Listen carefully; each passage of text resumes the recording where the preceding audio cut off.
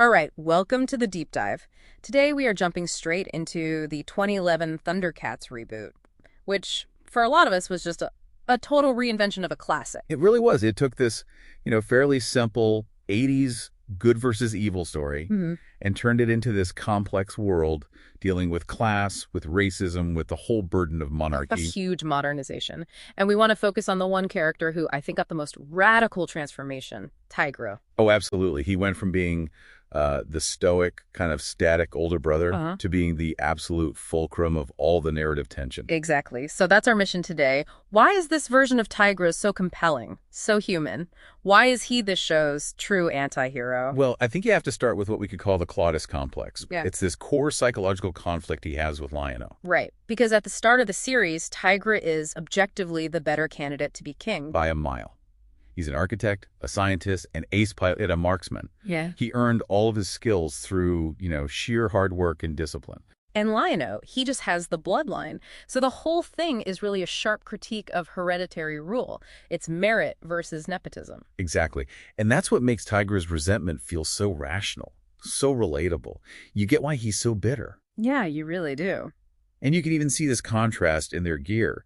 Lion-O has the mystical sword of omens. Tygra uses technology. He has a laser pistol.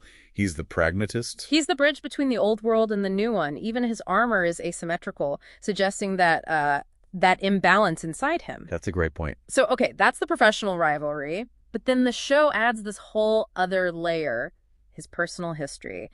And the episode Native Son just completely changes the game. Oh, it's a gut punch. Yeah. A total game changer.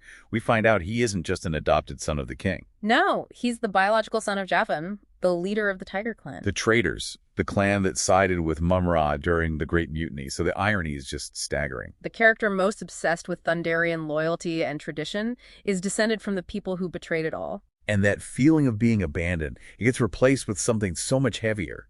His father didn't abandon him. He sent Tygra away to save him from a plague that was wiping out their clan.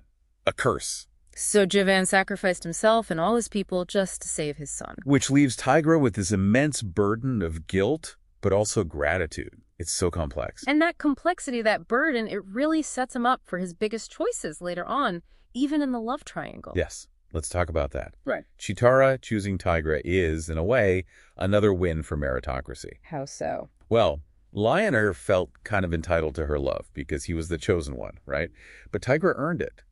He put in the emotional labor, supporting her through her cleric training when Lion-O was a bit more self-absorbed. He won her through patience and actual support, which all leads to that ultimate test for him in the astral plane. The climax of his entire psychological journey. Mum-Ra offers him everything he's ever wanted.